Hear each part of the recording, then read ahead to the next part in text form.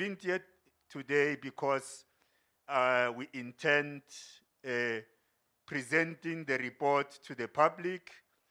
Coming out of this briefing, the report will become a public document. In his presentation of the report, the MEC will also outline what is going to happen next. I just need to underscore the fact that the report is a report of the Commission. And the Commission asserts its right to produce such a report. Asserting its right means they did not allow government to tamper with its contents.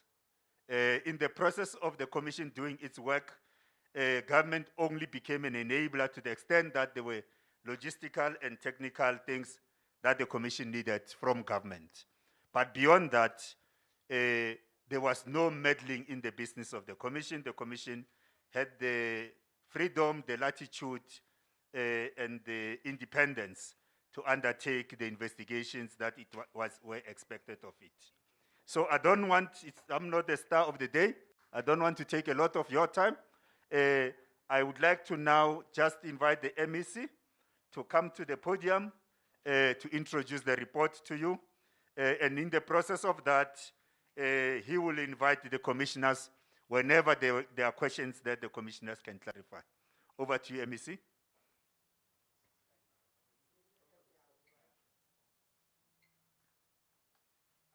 It's not yet 20 past. Oh, it's still 6 past 10. I can do a comedy hour. Yeah?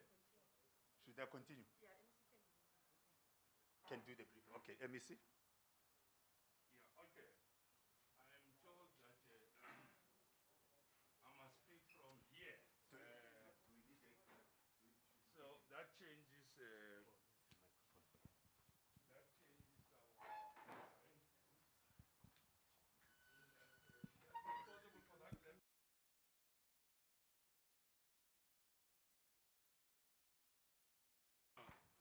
I think you guys must have a commission of inquiry on where to. No, rather maybe take this mic, MEC, because we are able to capture you with yeah. Okay.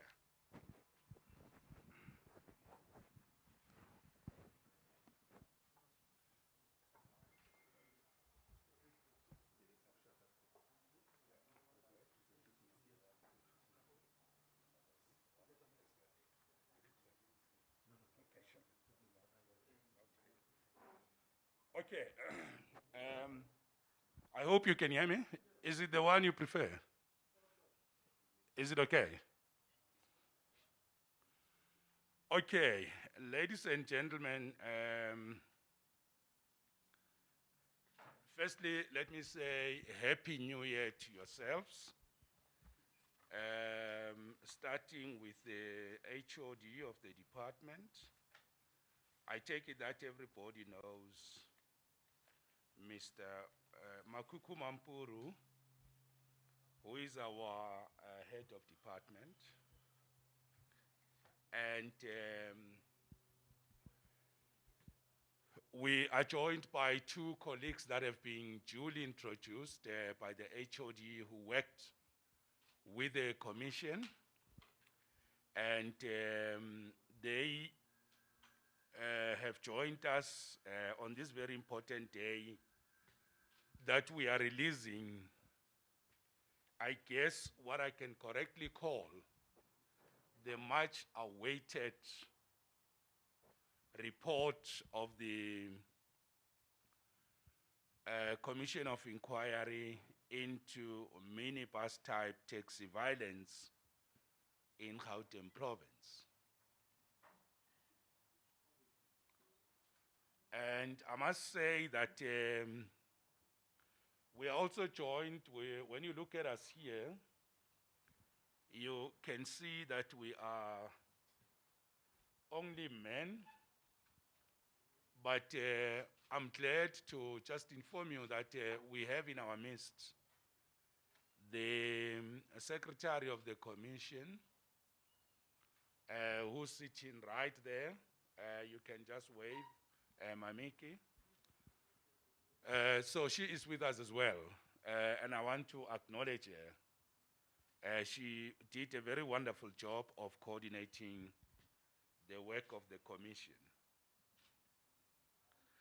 I also just want to take this opportunity to say that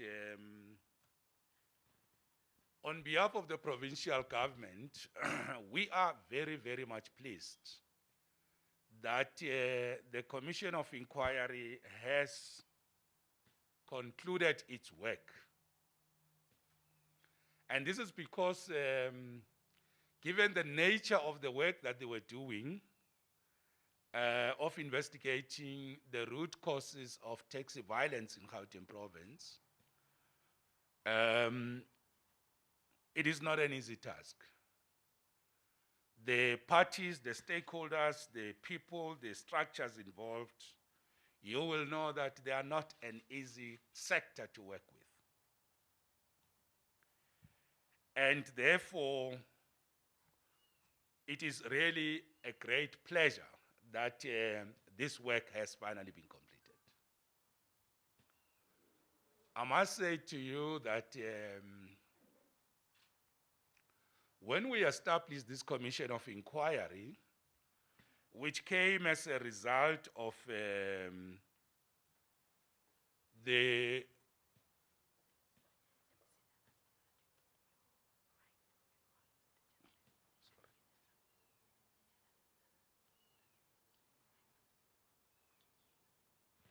oh, okay, they can't hear me. Yeah, I thought it was close. I thought it was close enough. Okay, is it the... Yeah, okay. Now, the point I was making is that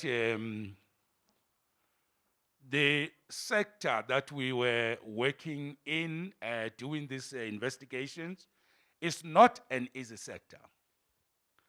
It is a sector that is riddled with violence. It's a very difficult sector to work. And I think the team here from the commission, when we take questions and the remarks they will make at the end, maybe they can talk about that issue.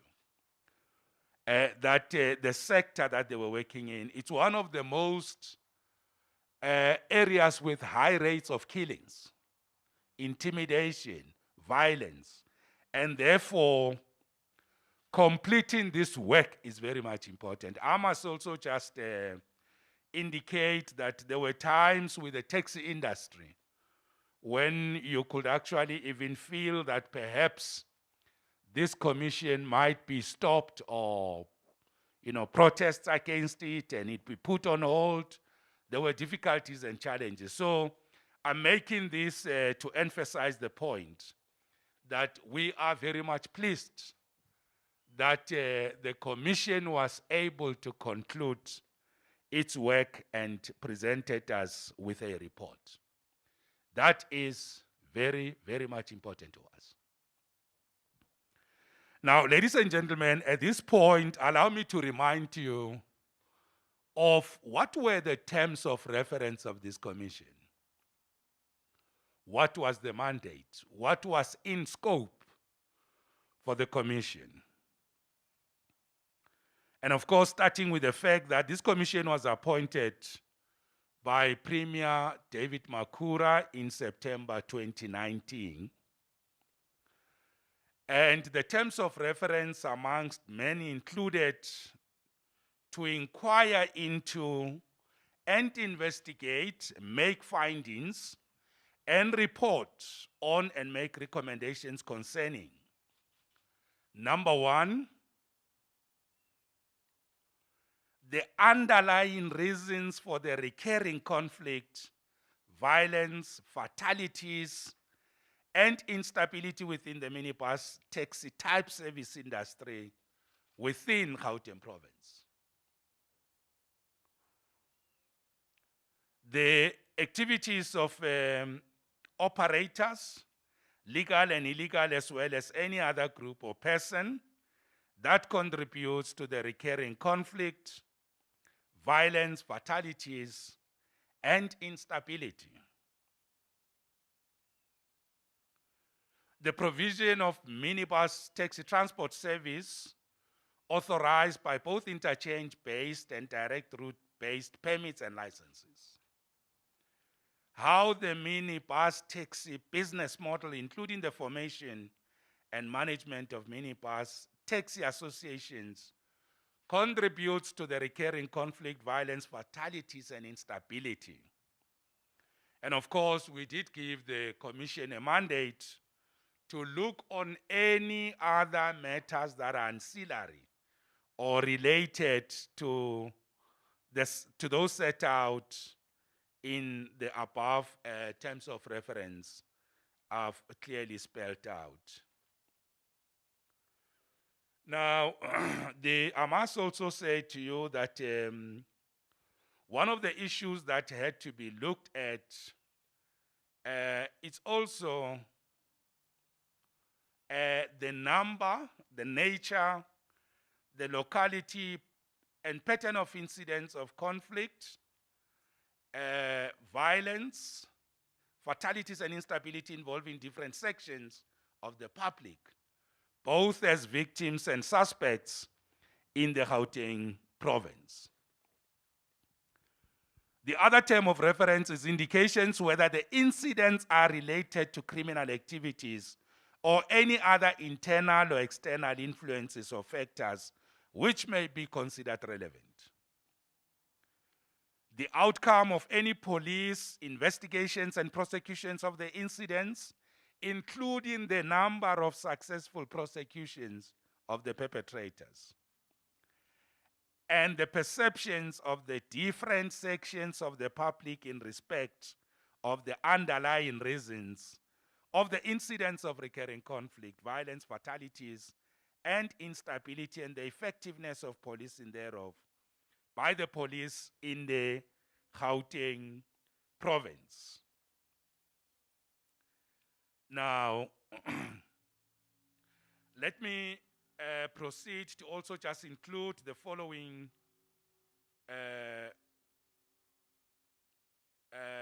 and of course how to address the underlying reasons giving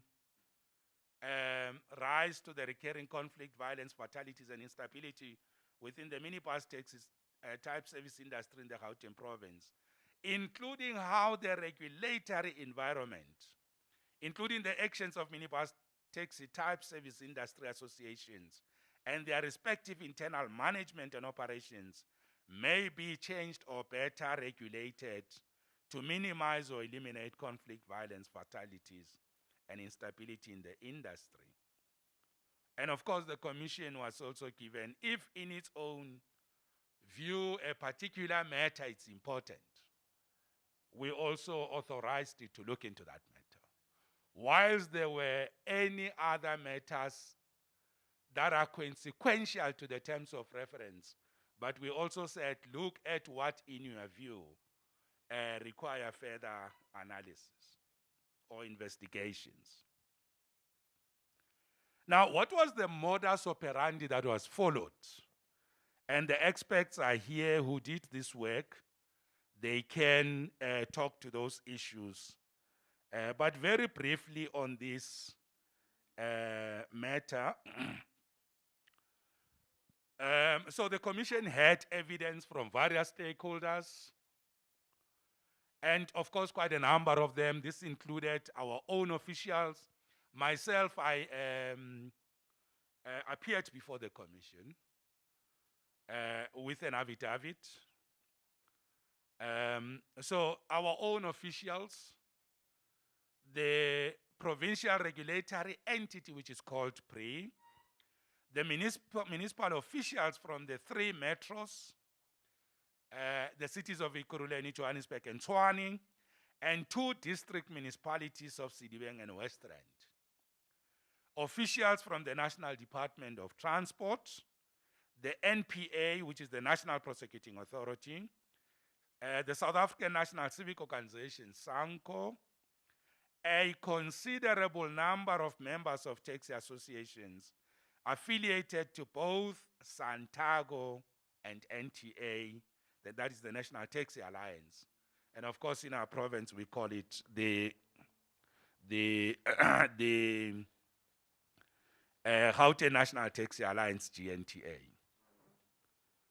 the South African Police Service, SAPS, and we also had individuals and experts and including victims of taxi violence participating in the work of the commission and giving evidence.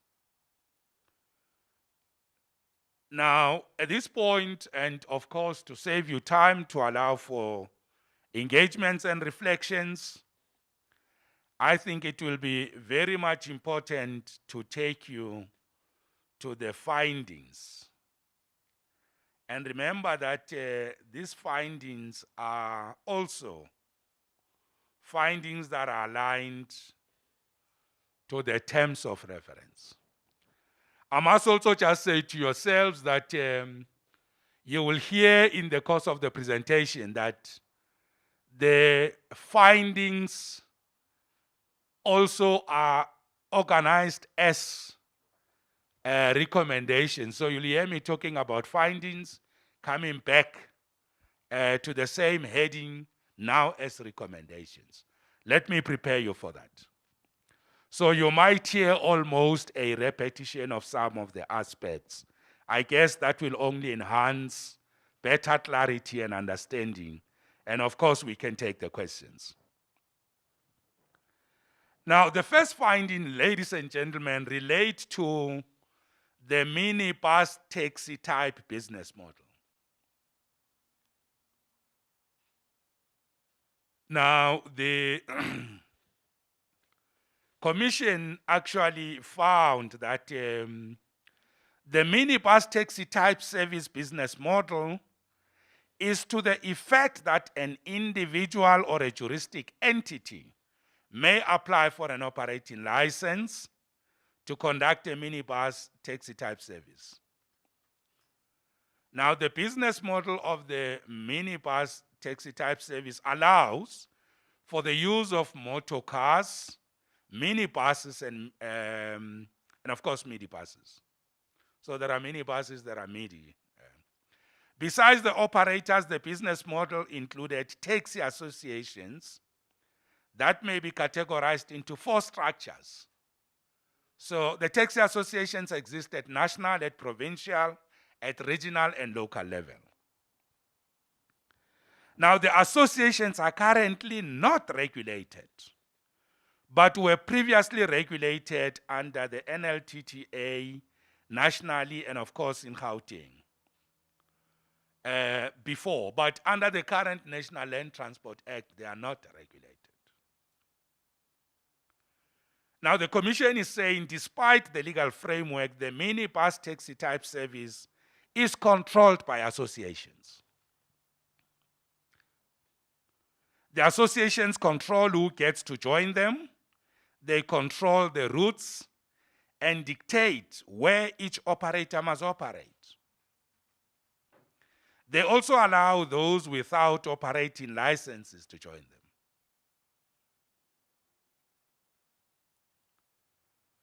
Now, this proceed and say that this finding continues and say the vehicles owned by the association and by some powerful individuals in the association do not wait for their turn in loading lines.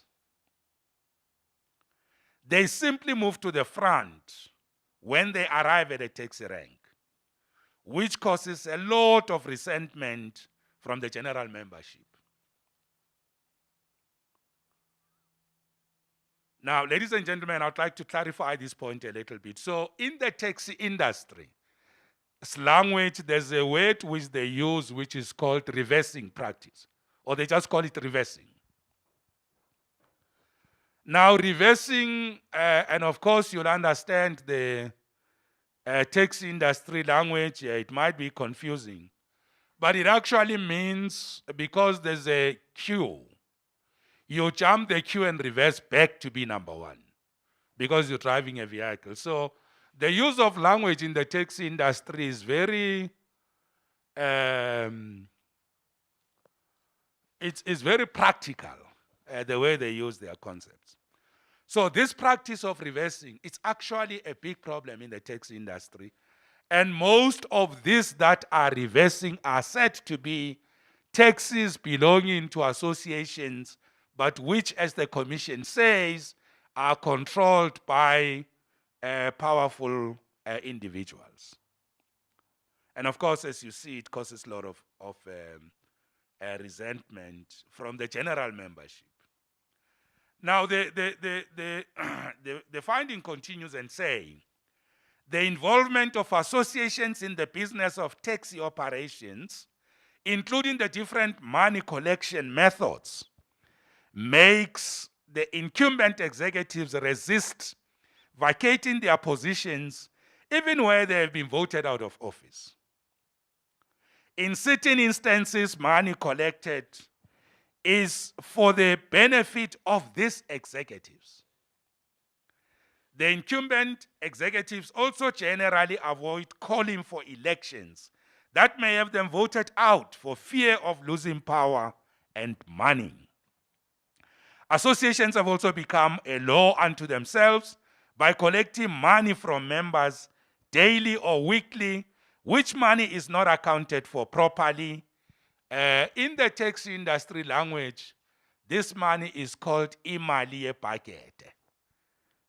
So that is what is happening with respect to how taxi associations are run or how they operate or the model itself. Now the finding continues on this aspect and says there are three types of operators. The first being those who have operating licenses linked to the vehicles, operating on the routes per the operating licenses.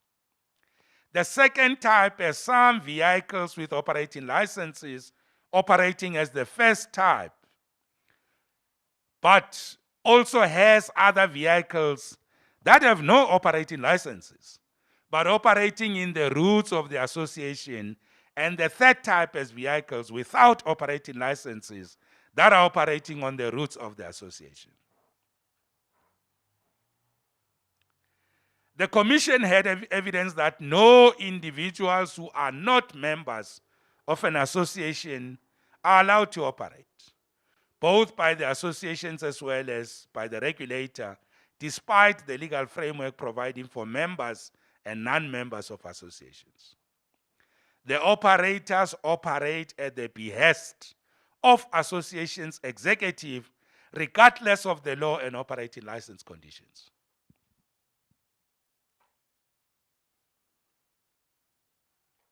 Now, the findings on the minibus taxi type business model continues. They say the regulators also fall in three categories. These are the authorities regulating this part. The first one is the municipal regulatory entity, the MRE, at a municipal sphere that may be established based on assignment by the minister. To date, there is no municipal regulatory entity established in Gauteng province yet. The second one, which is number two, is the Gauteng provincial regulatory entity, which handles all the applications for operating licenses despite interprovincial matters that are meant to be dealt with by the third category, which is the National Public Transport Regulator. So essentially, the regulatory environment is aligned to the spheres of government, municipal, provincial, and national, in short. The commission also found that the PRI has not issued operating licenses for a minibus taxi type service where the operator intends to use a motor vehicle smaller than a minibus. This is so despite what the legal framework provides for. The result is that some operators use sedans without operating licenses. The PRI, which is the provincial regulatory entity, requires the applicant to have a letter of recommendation from an association, despite this not being the requirement of the law. The PRI uses the association as gatekeepers to stop individuals who are not members of associations from entering the minibus taxi type service industry.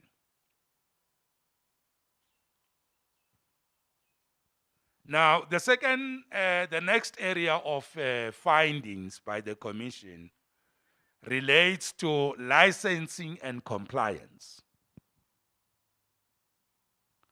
Now, with respect to licensing and compliance, the Commission says that the provincial regulatory entity, which is PRI, does not appropriately vet the applicants for criminal records, pending cases, and other matters requires to be considered before an application for an operating license or transfer of an existing license to a new operator. This is very important.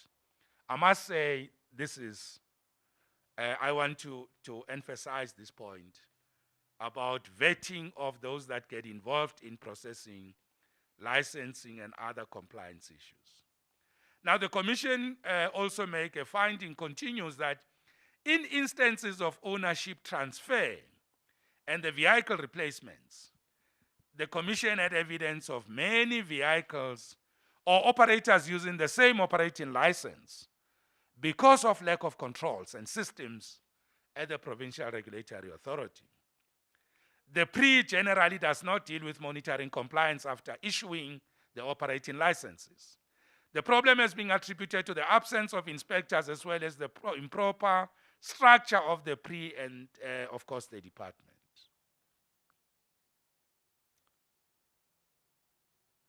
Most functions of the PRI are currently handled outside the PRI by officials who are not employees of the PRI and who do not even report to the PRI despite doing work of the PRI. That's the Provincial Regulatory Authority. Compliance and monitoring are assigned to employees at the TOLEPs who are not part of the PRI and are not trained to assume the responsibilities that fall within the PRI in terms of the NLTA. The GDRT execute most functions of the PRI without reporting and accounting to the PRI. Many of the proceedings that lead to many of the processes that lead to the issuing of operating licenses and related matters are handled outside the provincial regulatory entity as a result. The PRI has no control of its functions. Also, non-compliance by operators and the conflict, both within the associations as well as amongst associations, is handled outside the PRI despite the legal framework. The findings on licenses and compliance continues, and the Commission says, insofar as planning authorities are concerned, only 2 comprehensive integrated transport plans were submitted to the Commission, but appeared unsuitable to be used to assist the planning authorities to give direction to regulators during the applications for operating license processes. The quality and compliance issues around that reflects a lack of capacity by the planning authorities to develop the comprehensive integrated transport plans required to guide the transport needs of the municipalities. Now, I'll come back to this matter. It's a very important matter around planning, managing the demand and supply of transport in local areas. We'll come back to that. Now, this leads us to yet another area of findings, which is now findings on oversight and monitoring. The Commission heard that in practice, the oversight and monitoring of public transport, including dispute resolution, where conflict arises in the minibus taxi type service industry, is done by the Department of Roads and Transport officials who are not employed by nor report to the PRI, the provincial regulatory entity. What this means is that the PRI is currently not involved in carrying out its statutory function of monitoring and overseeing public transport in the province.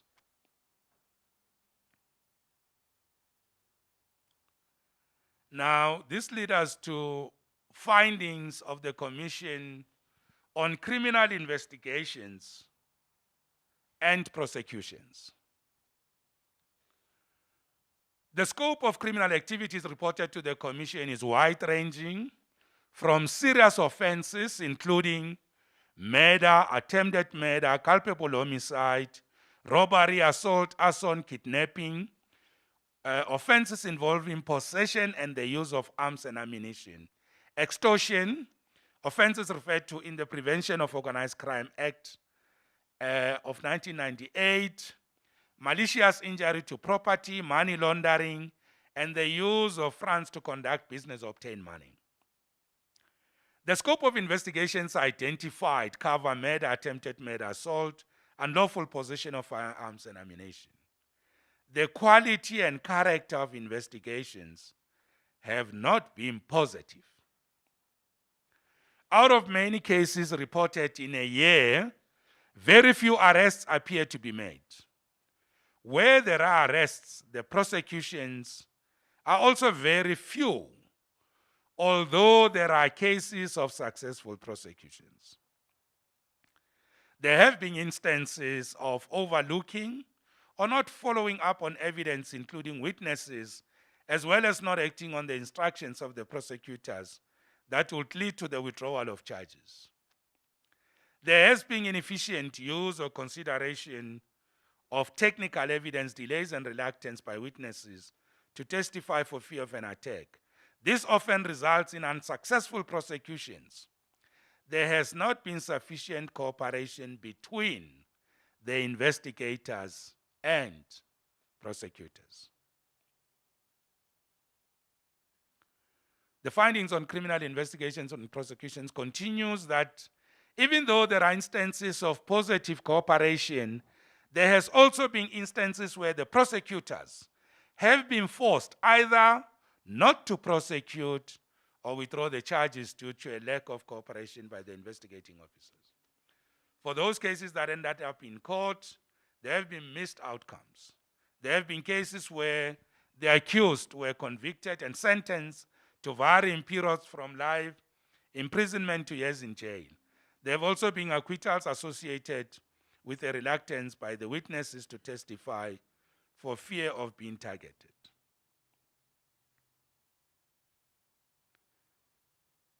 Now, findings on contributions by municipalities, which is another area of findings by the Commission. And it says that the National Land Transport Act provides for the municipalities to give direction to regulatory entities based on the municipalities' integrated transport plans as to whether it is appropriate to grant an operating license applied for or not. The provincial regulatory entity is required to inquire with the municipality being the planning authority to provide their integrated transport plans to determine whether a new application is necessary or not. However, because PRI and the municipalities are not aligned, there are instances where the ITPs, that's integrated transport plans, are non-existent. This leads to the industry becoming flooded with operating licenses without the knowledge of the authorities due to non-compliance with the law.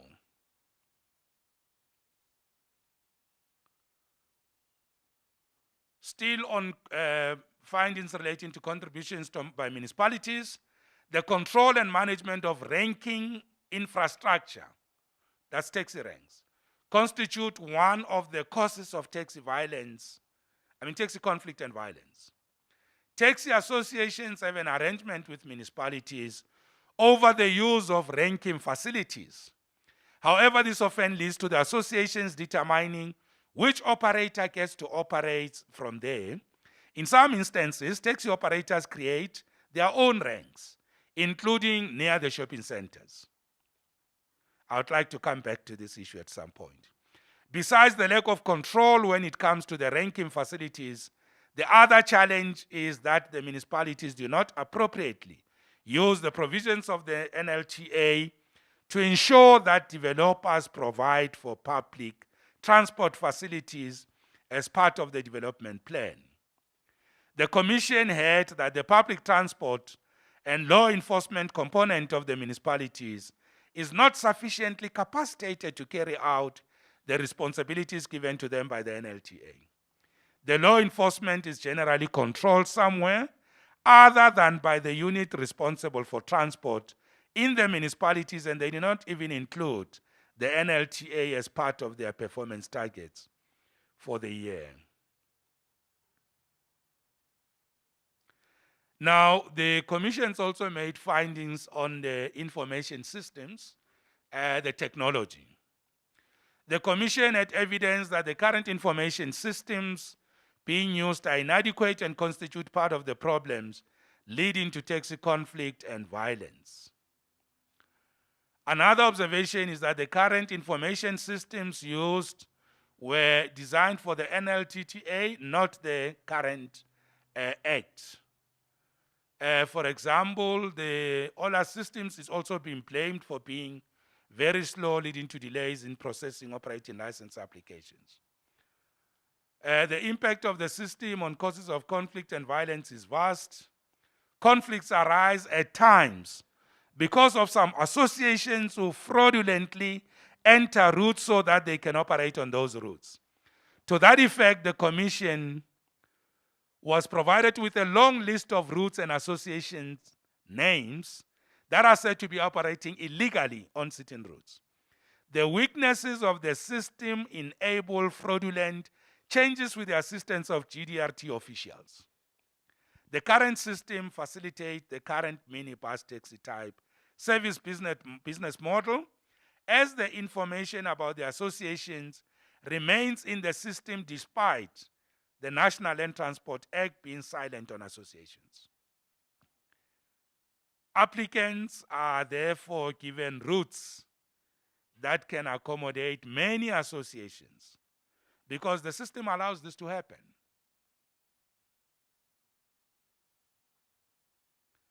Now, the Commission also looked at the role of the National Department of Transport, and what they're saying on that is the Department of Transport is responsible for developing regulations that need to be applied nationally. However, the regulations on the oversight and monitoring function of the PRE remain outstanding. The Department of Transport acknowledged the slowness and outdatedness of current information system being used for operating licenses. A new information system has been developed with a view of making it efficient and more secure, including more advanced access instead of passwords that can be used by unauthorized persons. The information system will, amongst others, be linked to INATIS and the Department of Home Affairs. Regarding subsidies, the focus should not be on the mode of transport, but on the user. In other words, subsidize the user and not the supplier of the service, which is the demand-based subsidy.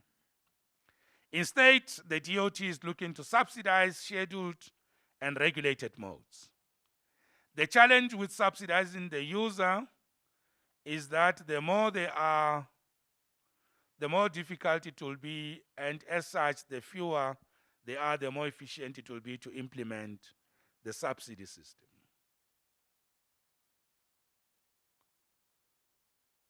Now I'm going to recommendations of the Commission.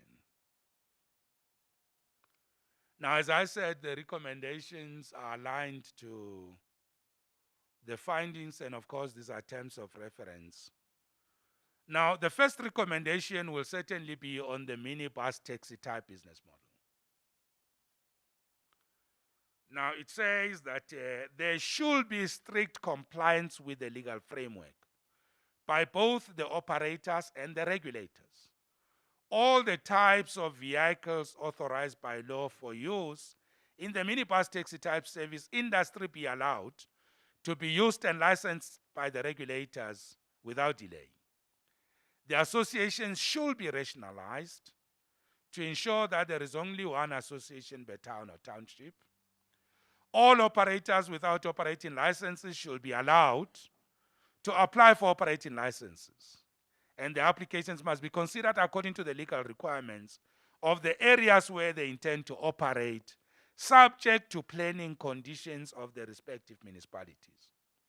The processes of corporatization of the minibus taxi type service should be accompanied by the economic empowerment of operators to establish and benefit from the entire value chain of the taxi industry that gets into the automotive sector, and of course the daily operating services and industries, the maintenance and all that. That's what it means by the entire value chain, amongst others. Now, the recommendation of the taxi type business model continue to say regulators should be capacitated to appropriately do their work and enable their semi-independence as quasi-judicial bodies. A code of conduct should be developed for members of the regulators to ensure that they do not become law unto themselves. The PRI should be appropriately capacitated through regulations to cover the oversight and monitoring function. All employees of the PRI should undergo periodic vetting by the State Security Agency as an added security measure. Appropriately qualified and knowledgeable people should be recruited to run the PRI. The PRI must immediately withdraw all the unlawful directives that were issued by it, allowing for illegal operations which sought to block the law enforcement agencies from applying the provisions of the National Land Transport Act to illegal or non-compliant operators.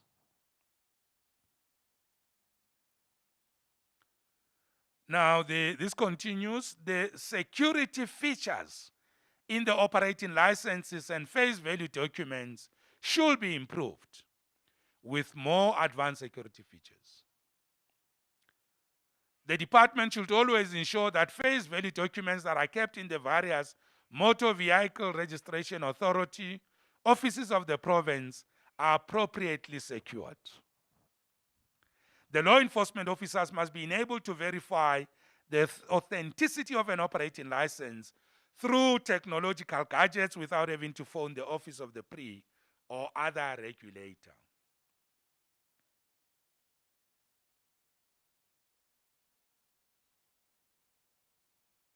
Now, with respect to recommendations on licensing and compliance, the PRI must follow the letter of the law contained in the NLTA and regulations, including the vetting of applicants, to ensure that all applicants are screened as intended. It must be properly established and capacitated for its full function in terms of the NLTA, and all its powers and functions must be exercised by it, including its oversight and monitoring function.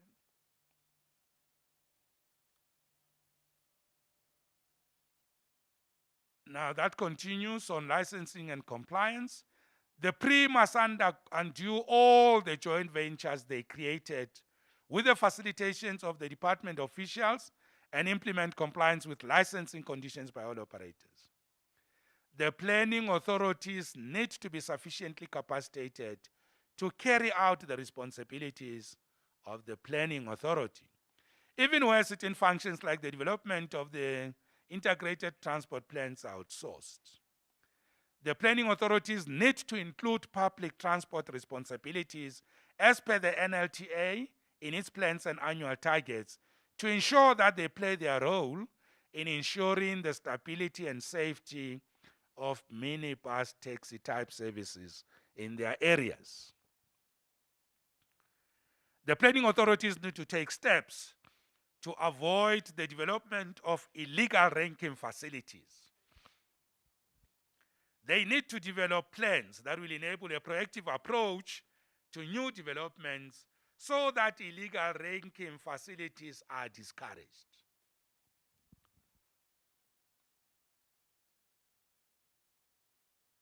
Now, with respect to oversight and monitoring, the recommendation is regulations to be developed to appropriately clarify the role of the PRI in performing its monitoring and oversight of public transport. all the functionaries carry out work that work meant for the pre should be transferred to the pre and account to it as soon as possible. Pre should be capacitated for the monitoring and oversight of public transport function. All the officials assisting with the monitoring and oversight of public transport need to be appropriately trained in all aspects of the function, including the dispute resolution. The inspectors in the province should be transferred back to the Department of Roads and Transport to enable compliance with Section 85 and 86 of the National Land Transport Act. Recommendations on criminal investigations and prosecutions. The Commission says that a dedicated, well-resourced unit to investigate taxi violence is very important. Investigations must be prosecution-driven to increase the chances of successful prosecution. Well-trained and dedicated investigating officers must be led by a very senior police officer with detective experience. Multidisciplinary teams should be used to ensure that all the relevant evidence is secured and processed appropriately. An innovative approach to witness protection should be introduced to encourage the participation of eyewitnesses in solving cases. Technology should be used and crime intelligence should be proactive.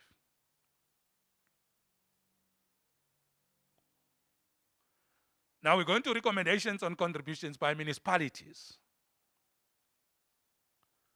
And the Commission recommends that the cooperation between the municipalities and the PRI is a matter of necessity, and both the province and the municipalities need to prioritize the establishment of formal relationships that will address the communication channels. Municipalities also need to be capacitated to understand and appreciate their responsibilities in terms of the Act, so that they can also play an active role in the monitoring of public transport. Only appropriately licensed taxi operators should be allowed by the municipality to operate at ranking facilities. The public transport and law enforcement functions of a municipality need to be appropriately capacitated and developed to enable it to carry out its responsibilities as per the Act. Now, on the information systems, the Commission basically says that we need a new and efficient information system, and of course upgrading current system, and that should be done as a matter of urgency. So all the systems that deals with operating licenses and registration of operators should be urgently improved. Moreover, all routes that have been fraudulently registered need to be reversed, and those involved be criminally charged. All the officials of the Department of Road and Transport, including former officials, associations executives, and taxi operators positively linked to abuse of the system and irregular activities, including fraudulent registration of associations and routes, need to be criminally charged.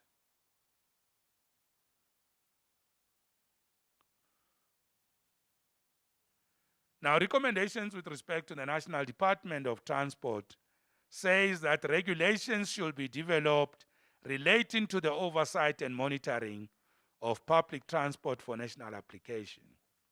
Moreover, the development of a roadmap for the subsidization of minibus taxi type service should begin as a matter of urgency.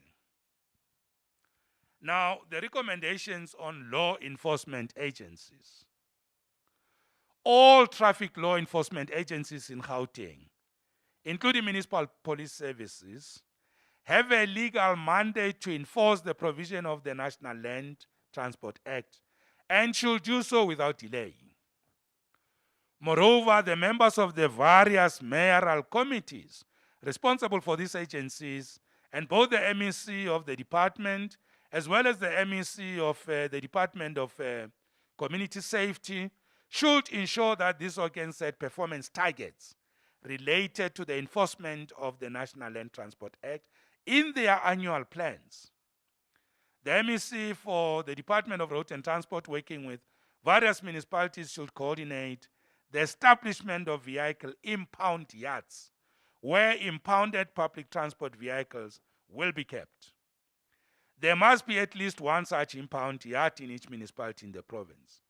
The province should identify and invest in an automated system and move away from the manual system, which will, among other things, identify serial offenders. There should be a move away from manual recordings in the pound yards.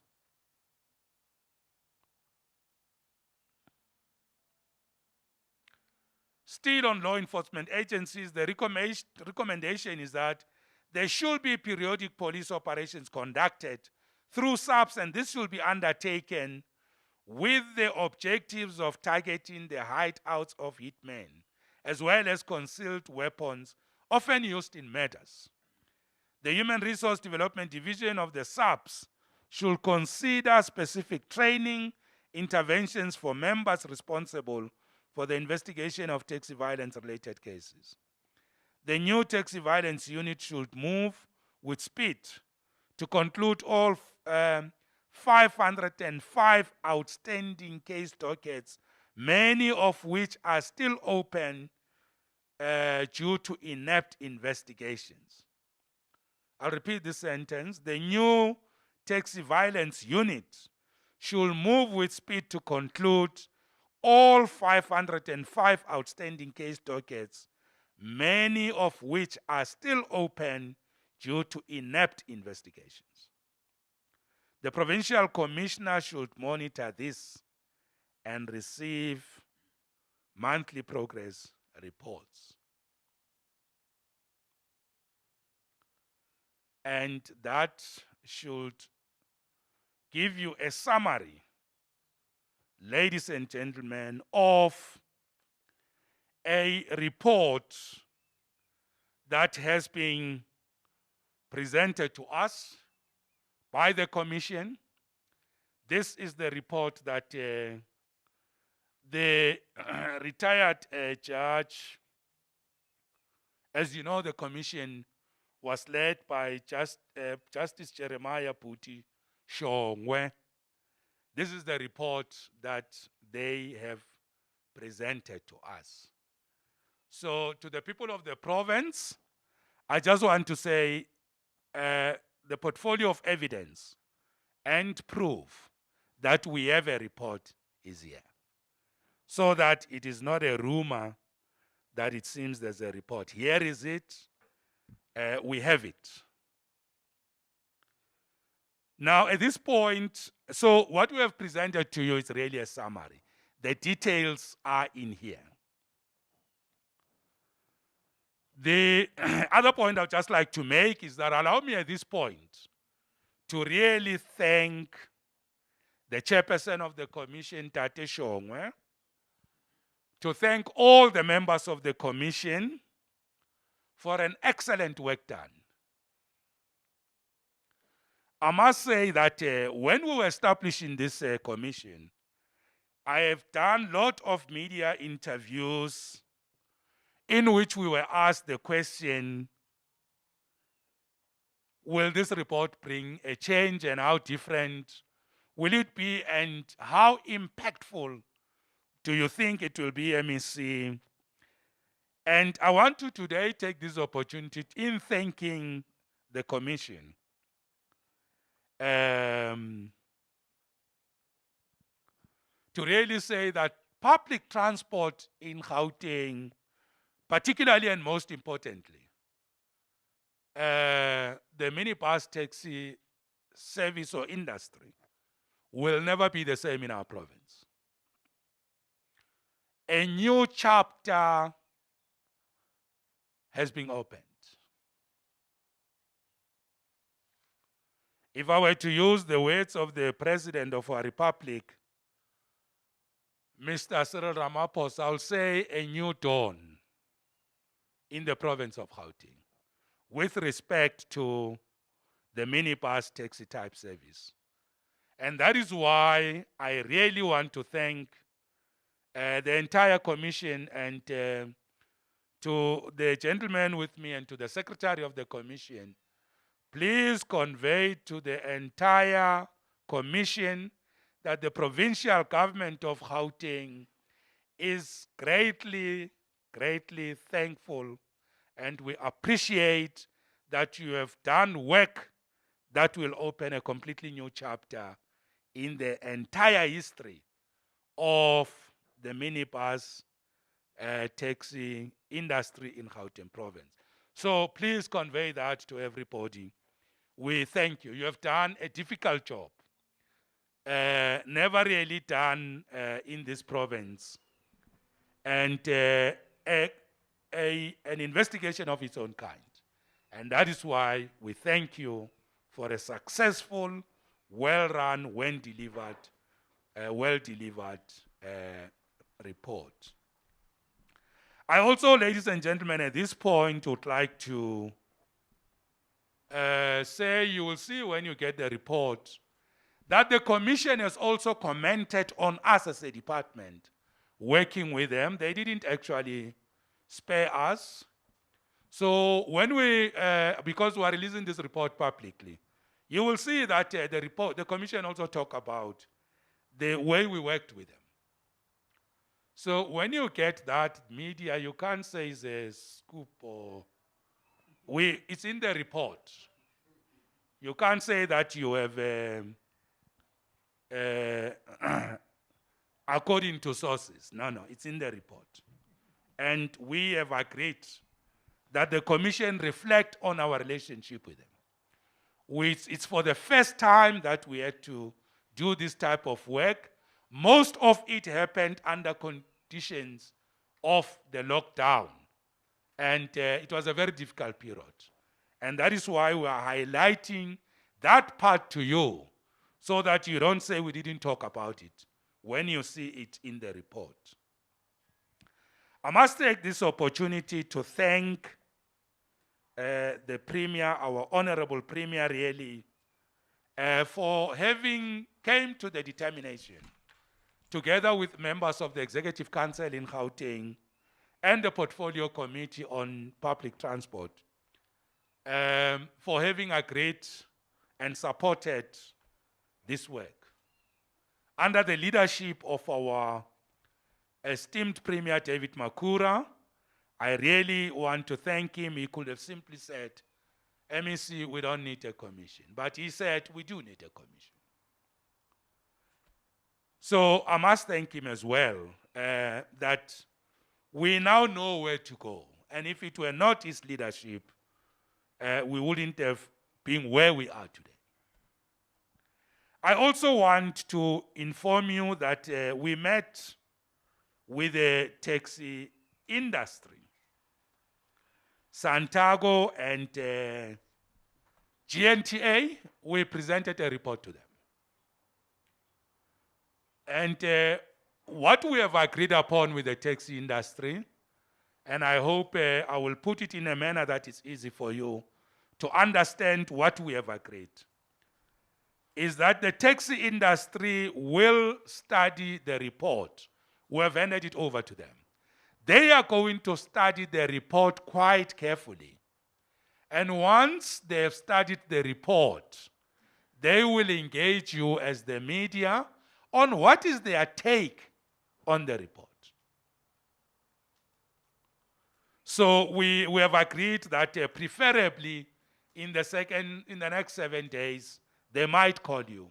We will not be there, it will be them talking to the report. They have also said that, and I must represent them well, that whilst they comment the good work, but they reserve their right to hold different views on any section of the report, whilst they welcome it.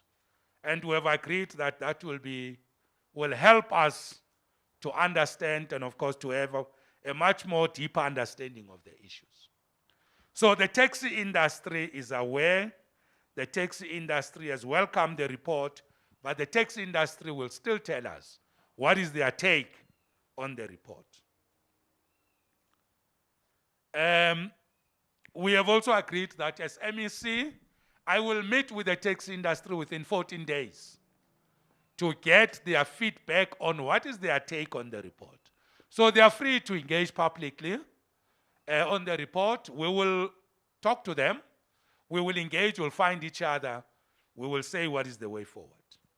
But I must not forget to mention that the taxi industry said, since the summit that was held on the 24th, 25th in Sidibeng, July 2019, just few weeks we have been in office, that this is a concrete, tangible, decisive delivery from that summit.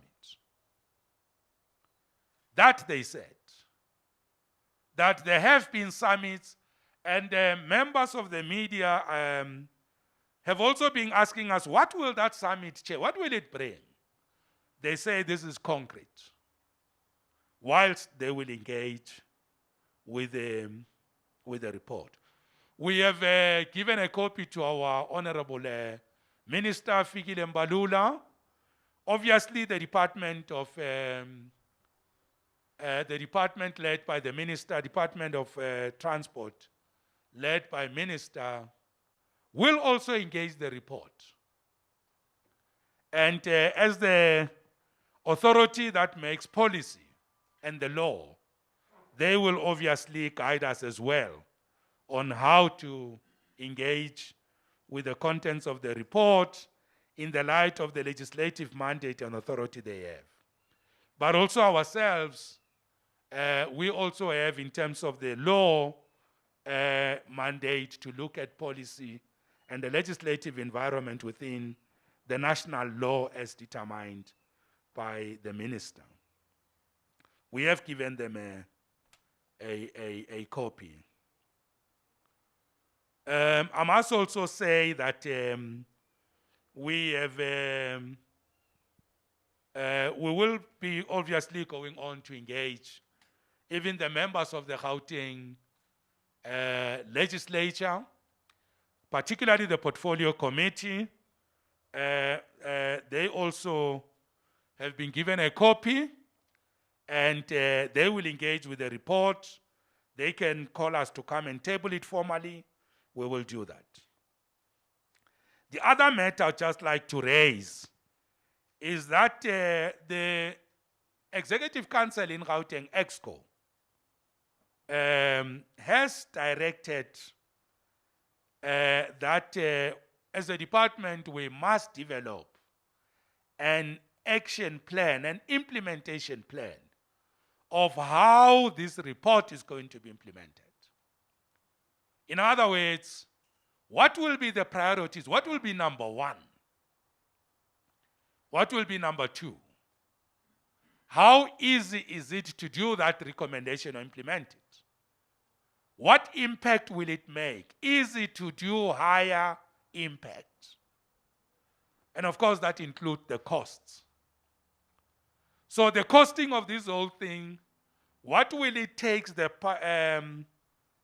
taxpayer to save lives of the people in the taxi industry, to reduce crime, particularly murder and all other serious crimes perpetrated in the taxi industry, because these types of crimes in the taxi industry also, as we have seen in KZN, they also spill over into many other areas.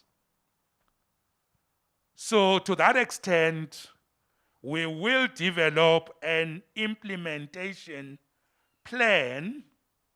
This implementation plan, when we develop it, we will engage the taxi industry. We will get input from the minister, from all stakeholders, but there will be an implementation plan. All what we are doing today is to release the report. We will come back to you about when will what be done, time, and how will that release happen, which is time and space. So that is a very important point to make. I did say that I want to talk about a matter that the Commission has raised, which is part of what we will engage moving forward, about taxi ranks and malls. I must say that one of the issues we are going to look at is the fact that we have got malls or property developers who built malls without making provision for taxi ranks. That is unacceptable. That is going to have to end, and we are going to engage with them.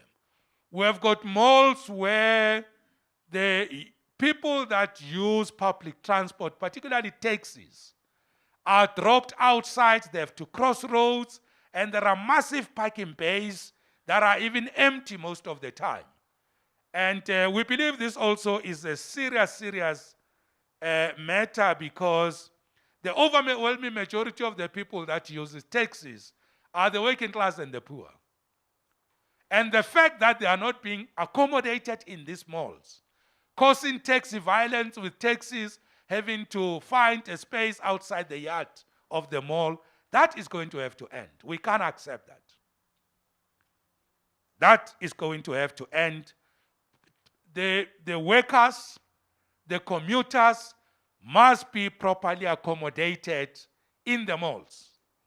And that is a matter that, so the planning will have to be looked into. The other point I just want to conclude by, the last one, is, remember in Gauteng, we are currently finalizing, and we will announce in due course, the Gauteng Transport Authority, which is currently led by the Mr. Jack van der Merwe as the founding CEO, and of course with the GMA running as the board to constitute a new board.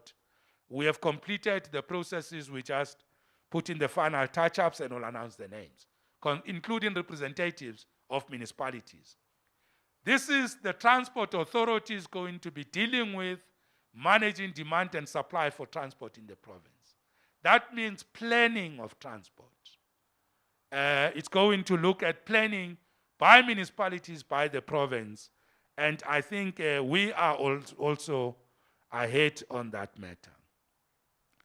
Now, ladies and gentlemen, this report builds into our concept of growing Gauteng together through smart mobility and making sure that we have a province in which public transport is efficient, safe, integrated, reliable, and gives the commuter the best level of comfort. With that, on behalf of our provincial government, I release to all the people of our province the report on the Commission of Inquiry into the Minibus taxi type service violence, fatalities and instability in Gauteng province. Report ye ke a lena badudi ba Gauteng re fa lena wa releasing it to you. And thanks to you, to the media. We must also thank you. Without you, we will not have been able to brief, engage the stakeholders, the taxi industry, the people of the province. You have done an excellent job to help us deal with a very difficult matter. Your role is really highly remarkable. We appreciate it. We must thank you very much. Even those tough questions you used to ask me, hoping that this report will now make it easy. We must thank you as the media. Really, you have done a good job with Kwena where's Kwena Moabelo, who was the spokesperson of the commission. We must also thank him very much. I don't know where he is. Oh, he's not here today. Yes, please convey to him that we thank him for having worked with the media. And HOD, I can't thank the fish for swimming. HOD, Theo, can I hand over to you and to the HOD to take us forward? But otherwise, thanks a lot. Thanks very much. Thank you very much, MEC, and thanks, colleagues. I know the report was a bit on the longer side of things, and we couldn't cut corners on this one. Let me apologize also to those who are joining us online. I know there was a problem with the sound at the beginning. We profusely apologize for that. Now, those who are joining us online, if you have any questions that you want to ask to the panel here, you can please text or WhatsApp 082-719-6404. That's 082-719-6404. I've got questions already that have been sent by some of the colleagues who are joining us online, but I will allow the colleagues here who want to raise some questions to the panel. By show of hands, we will recognize you. You will then introduce yourself, the organization from which you come, and then we will try our best to answer all your questions. Now, MEC from EWN, Tando Kubega, has sent a question already. She wants to know, if I can get to Tando very quickly. She wants to know, are there any findings against police or findings linking police to the taxi violence that we're seeing in Gauteng? Are there any findings linking the police to the violence that we see in Gauteng? Now, I don't see any hands. Are there any hands on the floor? I recognize you. You can go ahead.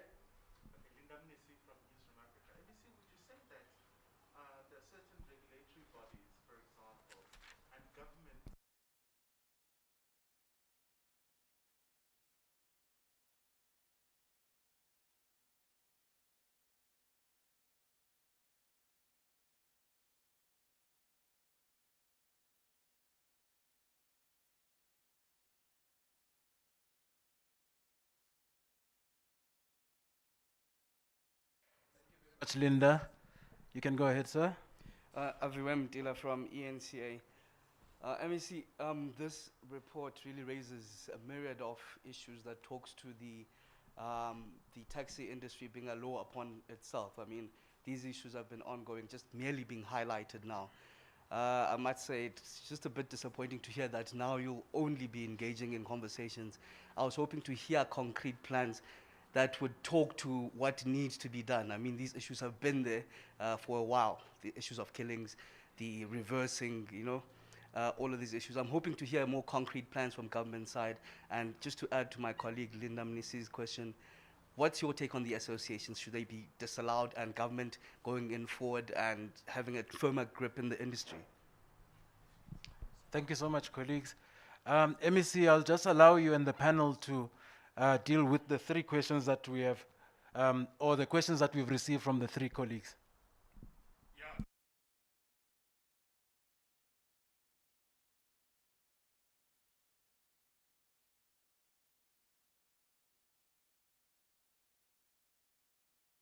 We've invited the colleagues that were ready to win this work, and they are here, they've came, whilst the commission is effectively done with its work.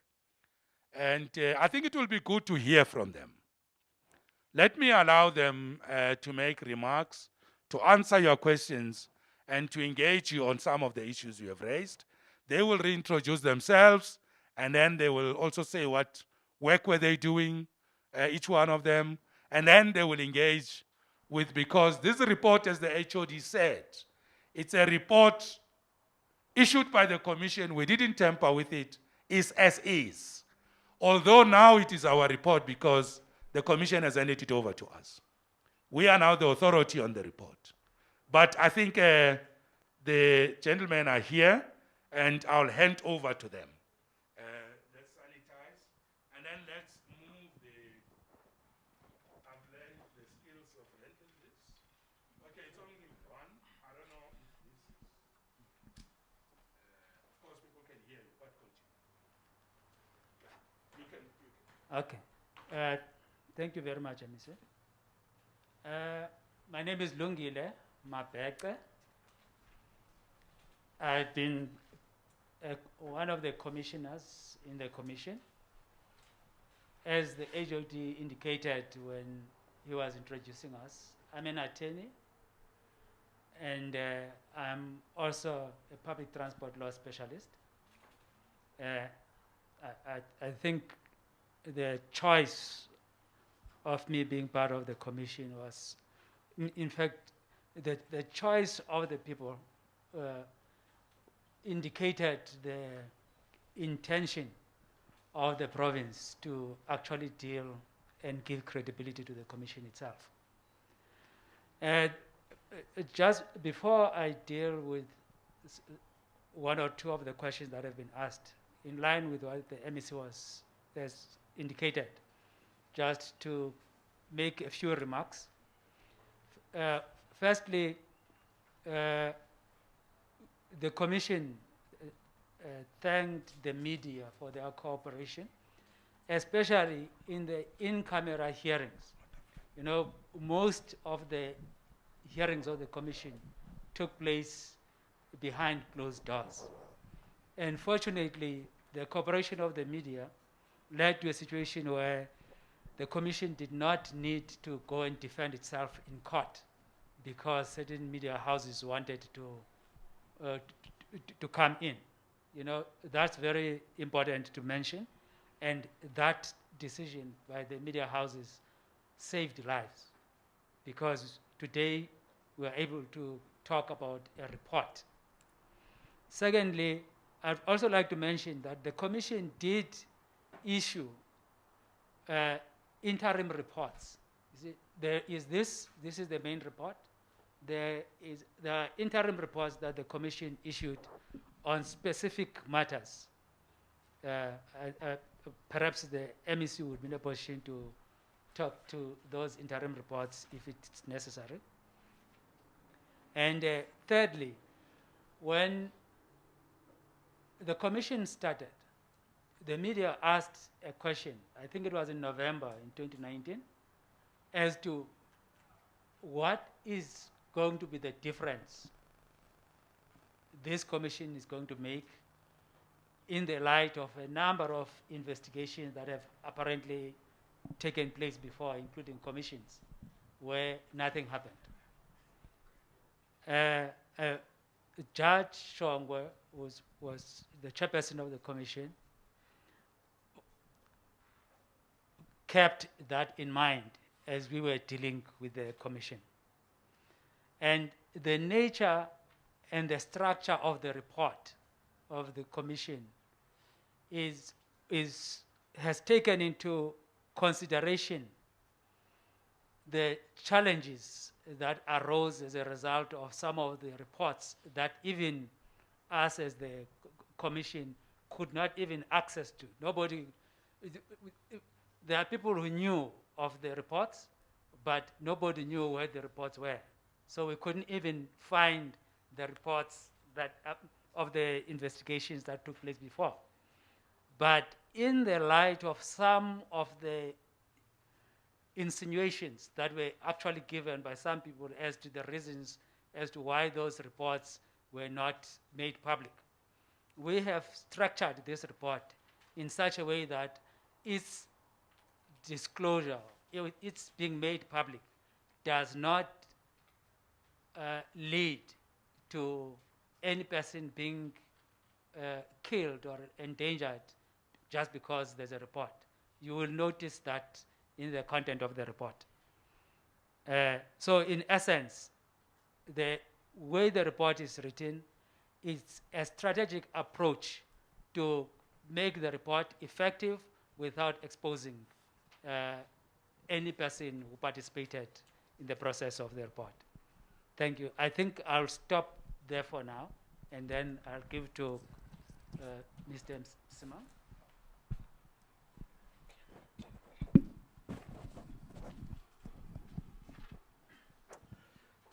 Thank you very much, MEC and colleagues. My name is Hlula Msimang. I'm not sure why the MEC thought I should be part of this commission. I'll leave that for him to explain. But anyway,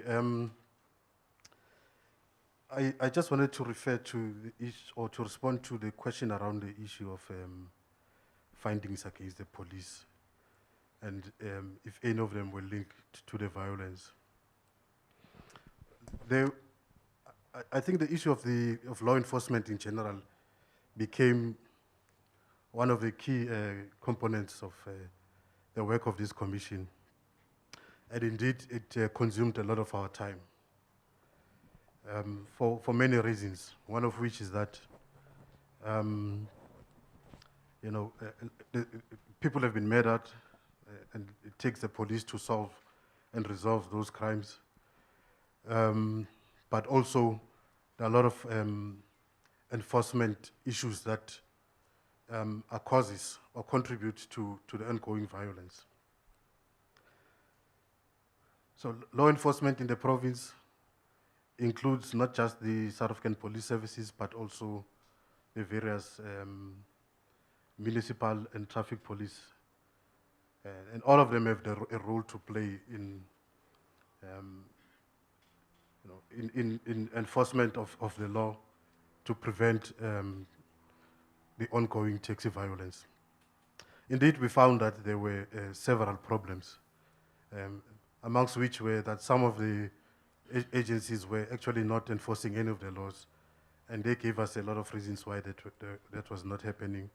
But I must say that all of them admitted upfront that they've not really been up to task in relation to the issues related to taxi violence. None of them said to us, "We are doing a good job." They all admitted that they could do better. They all came here and said they have shortcomings, they understand it, and they were very upfront in telling us what those shortcomings were. So I thought it's important to make that point. But yes, it did become clear that the police were involved in some of the issues in different ways. Firstly, for instance, there were allegations, and these were made by very senior people representing the mother bodies of the associations, who said that some police officials are involved in the industry by means of being operators and owners of taxis, which is against the law. There are ongoing investigations around those issues to try and isolate those of the police officers who are owners and operators. It did become clear also as we're proceeding that many of those who are owners and operators are not, or their hand, let me put it this way, their hand is hidden. In other words, they operate through third parties or other arrangements, which then hide their involvement in the industry. And it becomes very difficult in those instances to unmask them. But we were assured that a lot of work is going on in that regard. So that's the first area of involvement. What that also says to us, or said to us, was that then it is then possible that as operators and owners, they are also involved in the ongoing violence.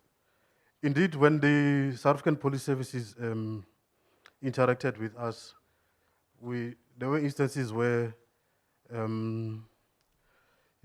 state-issued firearms were found to have been involved in some of the acts of violence. There were not many, but there were such reports, and a lot of work is being done to link those to the people involved. There are also instances where law enforcement officials were involved or are involved in bribery and extortion. In other words, one of the reasons why there are so many illegal operators out there, one of them, not the only one, is that a lot of them often get away because they pay bribes to police officials, you know. And then as a result, we have a lot of saturation in some of the routes, and that is one of the causes of violence. So yes, if I may say, there were instances where, through the various ways I've explained, where the police were involved, or are implicated or linked to the violence. The South African Police Services, has, as you know, has a unit that had been, a task team basically, that had been responsible for the investigation of the violence and all of these allegations against members of the police who were alleged, or whose involvement was alleged in the violence. Now, in our process of engaging with the South African Police Services, you know, they already had come forward with plans to establish a permanent taxi violence unit, not a task team. There's a big difference there. And we applauded that initiative because, as you will see, one of our recommendations was that such a unit should be formed. It must be capacitated properly.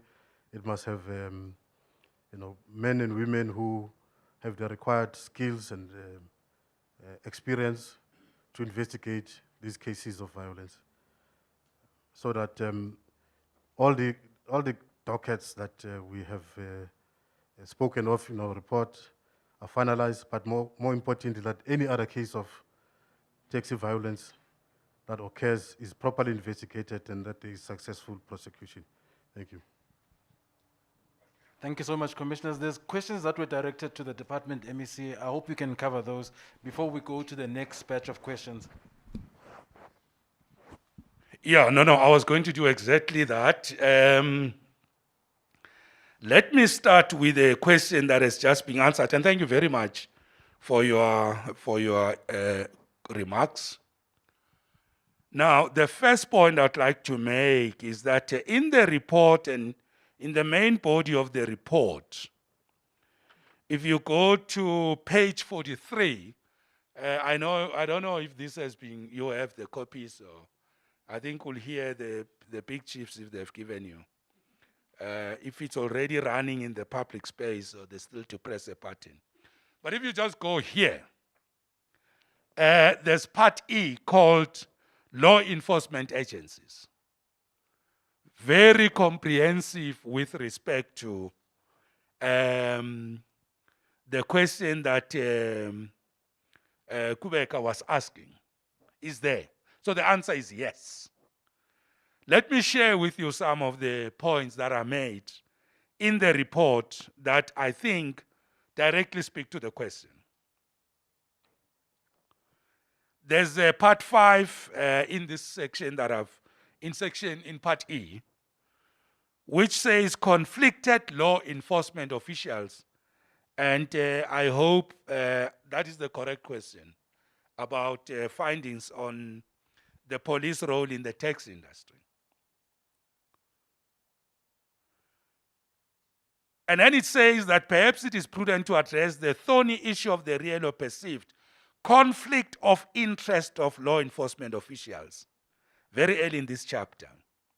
And it states, the report says, Section 13D of the National Land Transport Act states that an official in law enforcement and his or her immediate family must not have any direct financial or business interest in the public transport sector. There is a commonly held view that law enforcement is highly conflicted, which explain why it has been ineffectual in dealing with a taxi-related conflict. Some even go further to believe that some of the weapons used in the violence are issued by the police themselves. This view has been reinforced by the fact that in some of the incidents of violence, state-issued rifles and pistols were used, and some of these have been confiscated from suspects. There are also numerous examples where criminals in the industry have been able to avoid arrest due to forewarning, which could only have come from elements in the law enforcement agencies who are co-conspirators. I hope I'm still reading your report. Yes. It is the responsibility of all law enforcement agencies to ensure that none of their employees is in violation of this law. Taxi owners are registered in the systems OLAS and RES, and checking all employees against the list on the RAS and OLAS system should be the first and logical exercise to determine which law enforcement employees are owners and direct participants in the minibus taxi type service industry in contravention of the law. Now, this is very important. The Commission had only 2 instances where the SAPS and JMPD attempted to investigate members who are contravening this law. In both instances, these investigations have stalled for reasons that were not provided to the Commission. No other law enforcement agency in the province has interacted with PRI or any other structured national level which can assist with such investigations to establish which of their members are taxi owners and operators in the minibus taxi service industry. During their submission to the Commission, the senior representatives of the EMPD confessed that they were not aware of this legal requirement, and the TMPD has never undertaken such an investigation. It proceeds, all the law enforcement agencies that testified in front of the Commission shared a similar view that investigating ownership through the PRI is in all respects an exercise in futility, as many employees of law enforcement agencies who own or participate actively in the industry do so through third parties, and their involvement and ownership is hidden. Both the leadership of GNTA and Santiago shared a similar view in their testimony, but claimed it is widely known in the industry that some operators are proxies for law enforcement officers. To conclude this part, it was, however, very apparent to the Commission that this matter has not received the attention it should among the law enforcement agencies across the board, and that there are no systems established to identify who participates in the industry in contravention of Section 13 of the National Land Transport Act. Also apparent is that this does not form part of the pre-employment vetting and the periodic vetting that law enforcement officials should be subjected to. So I'm sorry I've taken time on this matter, because it shouldn't be that the Commission has not talked to this matter. The Commission has eloquently, it continues on collusion, bribery and extortion, fraudulent route allocation, municipal and traffic police, illegal operators, and so on and so on and so on. So there's a whole, there's even a dedicated number, 14 South African Police Service, all of them, they're here. So the answer to the first question is comprehensive on law enforcement, adequate part. So as I said, we have summarized. But you can see the Commission has really done an excellent job on that point. I had to take a time on that matter because it is very much important. So when we say we summarized, we really summarized. Now to Linda, Ndate Mnisi, let me, you talk about the regulating authorities, bodies, and government departments that were almost, or whether I think they were caught napping And of course, what happens to the associations. And whether the recommendations are binding. Now, the recommendations are in the report. We, as the provincial government and the department in particular, have to implement the recommendations. We must implement the recommendations. For me, the recommendations are there and we must develop an action plan to implement them. Because these recommendations are important. We can't set up a commission of inquiry and disregard its recommendations. That will be waste of money of the taxpayer. If there's any recommendation that causes challenges, we must be able to justify why we must modify. There must be a justification. But we can't, it's like getting a legal opinion and differing with it without getting an alternative legal opinion. So this is our work, we welcome it, we will engage. If there are matters that require us to be looked at in this way or that way, we will be very clear on that issue. Taxi associations, the report does not say do away with taxi associations. No, I didn't read it to say that. I read the report to be saying taxi associations are associations to promote interest of members. So I think members have got right to organize. All what the association is saying is that, all what the commission's report is saying, as I understand it, is in the findings of the business taxi type business model. The way I understand and interpret it, and the most practical way to deal with it, is that we must make sure that taxi associations promote the interests of members and they don't double up as business entities. Because once they double up as business entities, they're taking a different form. And these issues of illegal collection of money through the bucket, people not going to elections, and all those issues are matters that should be improved. But I did not read it to say do away with taxi associations. So taxi associations are there to promote the interests of members, and all what is required is to make sure that they are for the purpose for which they were established. If the taxi industry want to get involved in business model, in business activities, taxi associations may not be appropriate corporate entities to do that. And maybe that's how I'm interpreting it. I hope I'm not far from how I'm understanding it, but my understanding is not that taxi associations must be done away with. The purpose for which they were created should be clearly clarified and should stick to that and not do what was not initially intended. And they must not be law unto themselves.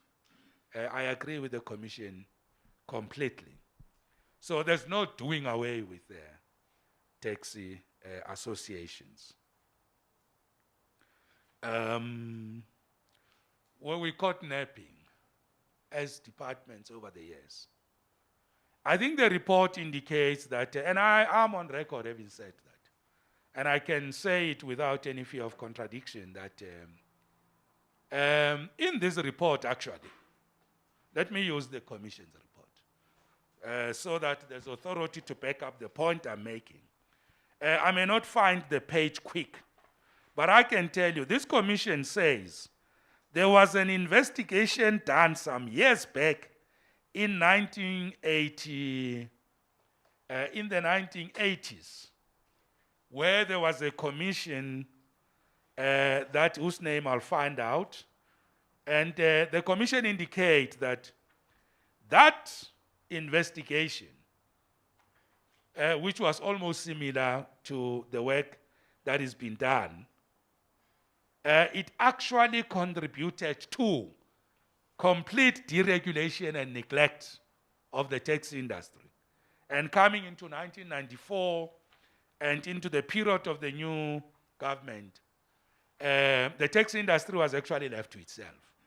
Because the apartheid government believed you did not need mass transport in white suburbs, such as taxi industries. And it was the basis of complete neglect of the taxi industry left out to itself. And although there were various attempts to support it, but the reality of the matter is the taxi industry has been left to itself for quite some time. So I will say, I think what is good is to say we now have the best way forward on what needs to be done, and I think we should focus on that. Yeah, this was called the Velgemoot Commission of 1981. And it led to the Transport Deregulation Act of 1988. The Velgemoot Commission led minibus taxi operators to fend for themselves without any support from the government at the time.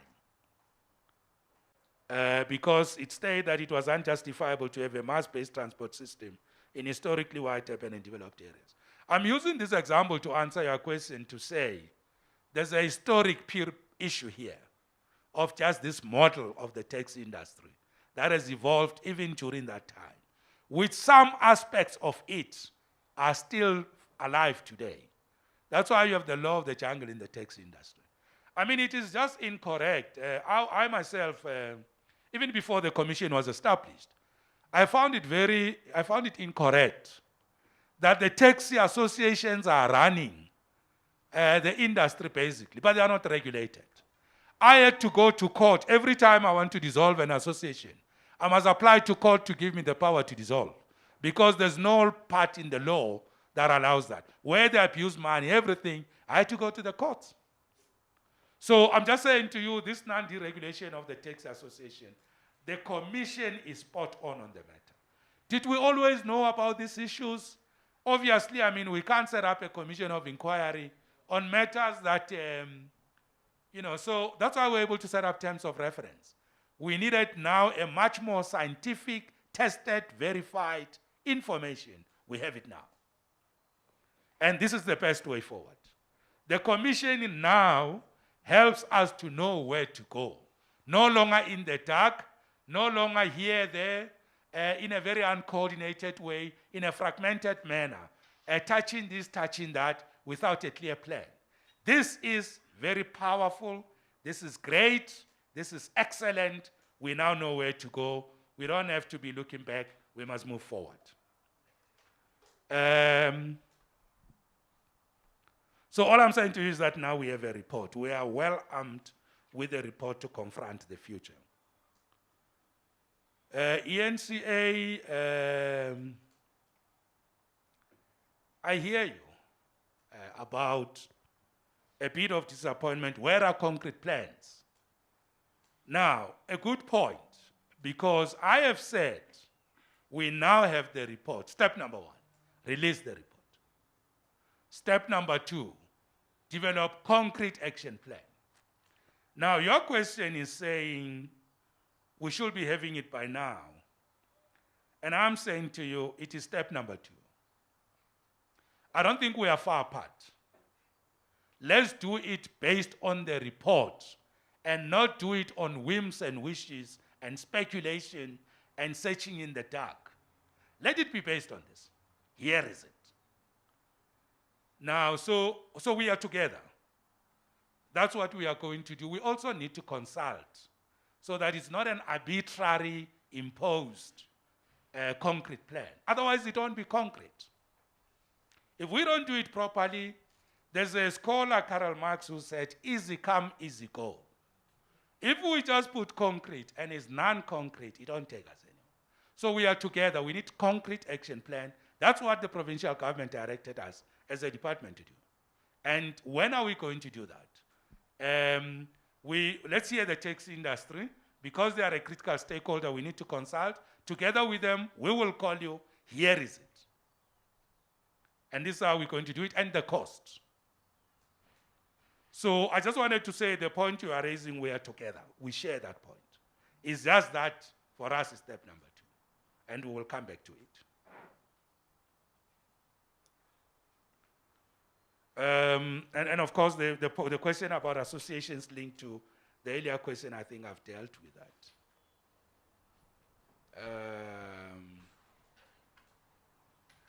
I think, Theo, have I left anything? No, MEC, I think you've covered all the questions. More than you bargained for, okay. Yeah, in fact, I'm hoping that we won't have too many questions, but I've got one from Jacaranda.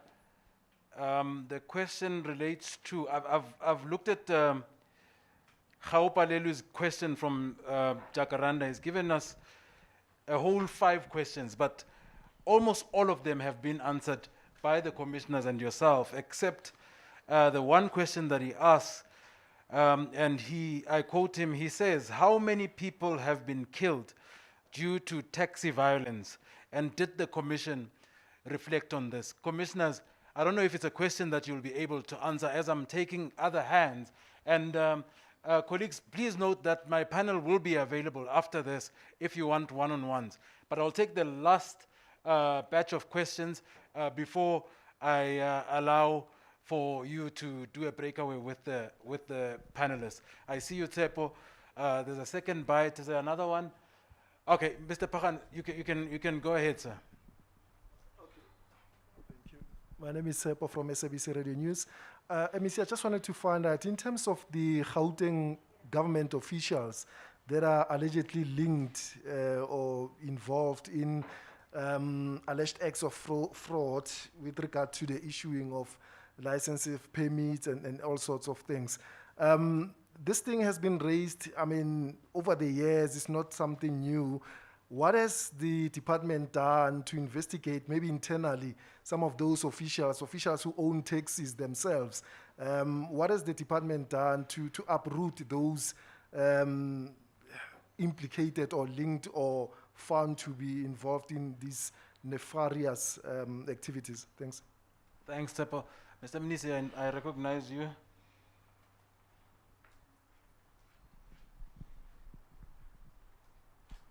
Linda Mnisi again. During the commission, we heard how some of the perpetrators would hide in places like hostels. So I'm wondering if traditional leaders will also be engaged or have been presented with this report in terms of them and their leadership in these hostels and the role that they play. We understand that they know the ins and outs of these hostels. So at what level are they going to be engaged? Okay. Those are the questions. Let me also remind colleagues that we have issued out the full report as well. MEC, I'll reassure you that we didn't kill any trees in doing so. So colleagues can use their online platforms to access both the abridged summary of the report and the final report. Let me hand over to my panel. I'm going to start with the commissioners, MEC, just to answer the question that Gaopalelu, and Gaopalelu is not a he, she is a she. I apologize for that. Let me ask the commissioners to just deal with the question of how many people have been killed in taxi violence.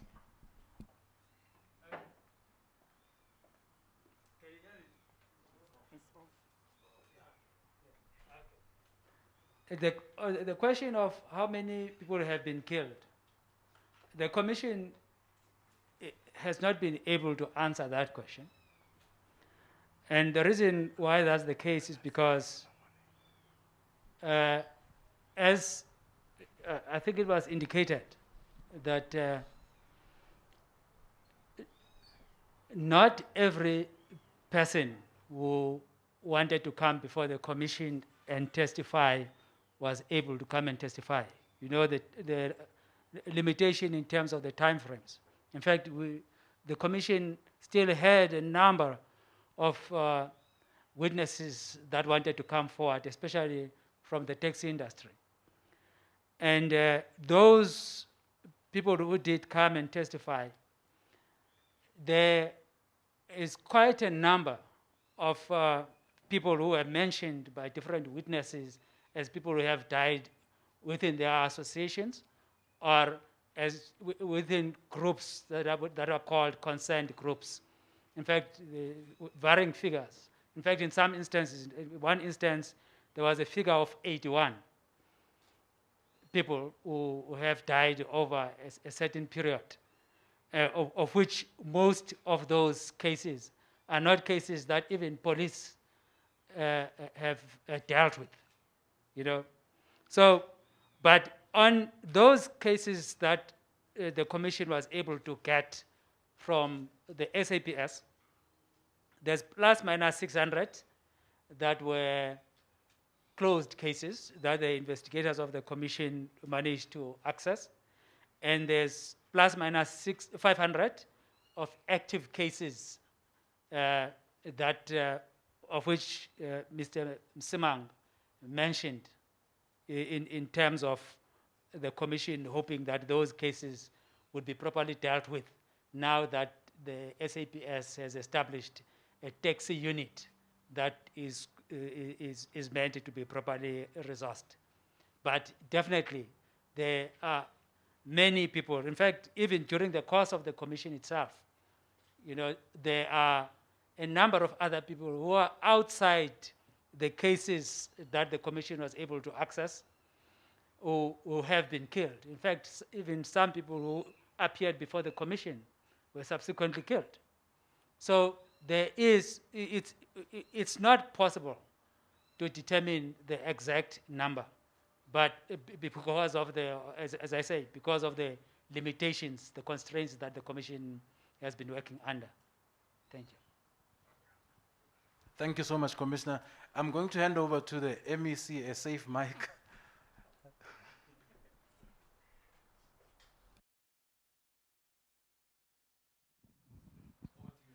Yeah, no, thank you very much, Theo.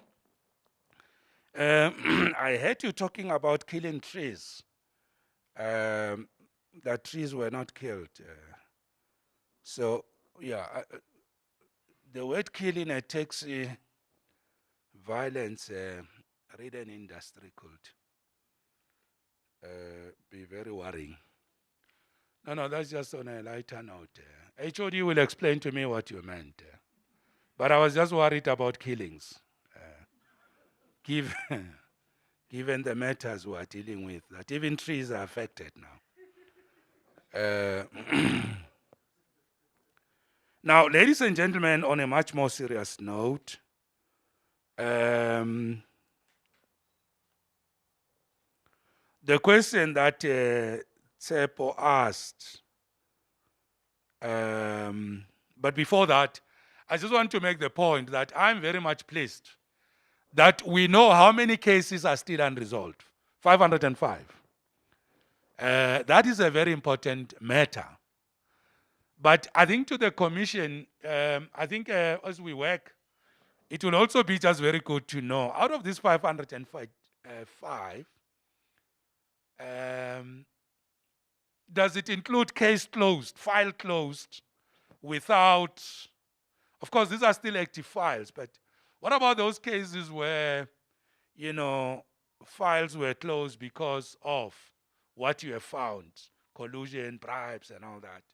I think this is a matter that we need to look into as well. Lack of evidence when we know that there could have been this and that. But 505 is a lot of cases that still have to be resolved. We now know where to go, what files to look for, and why were they not resolved? So I think as that, and they are saying those cases must be worked on. I just wanted to make that point with respect to the last question. But for the issue here of government officials that the report is saying we must act upon, your question is, what have we done about them? And you used for nefarious activities. I'll also ask HOD for this very complex concept, a term you have used for its meaning. Therefore, if there are cases where officials were acted upon, it would have not been in the light of this report, but I'm not, at this point, we have not yet acted on the recommendations of the report. The report says we must take action and including holding them criminally liable. So we will rely on the evidence gathered by the commission to know now the home bodies who Jacob Mamavulo has done a wrong thing, this is it, and must be held criminally liable. So the commission's report will help us to do that. If it means further forensics to corroborate more evidence based on what the commission will have said, we will do that. But that part is going to be implemented. We have to clean the rot in the department. When I first came into the department in the taxi of violence in Soweto, Nandu, and Wata, they all said they have been made to fight by government officials. And I never understood what it means.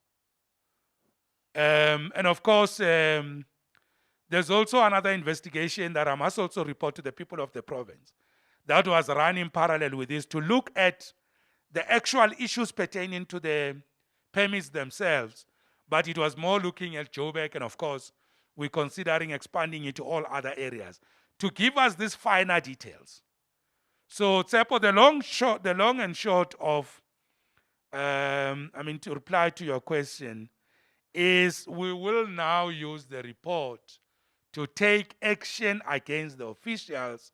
The truth is we have not yet taken action because we are yet to implement the report. But I can assure you, no stone will be left untouched, or no person will be left attended to for nefarious activities.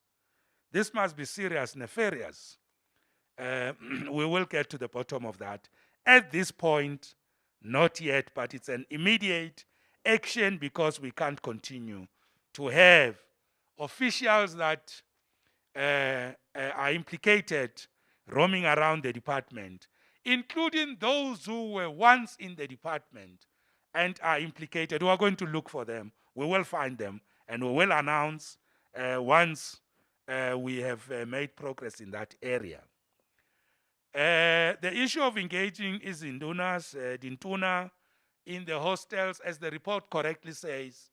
The report also supports the point that hostels remain hideouts for the Izinkabi.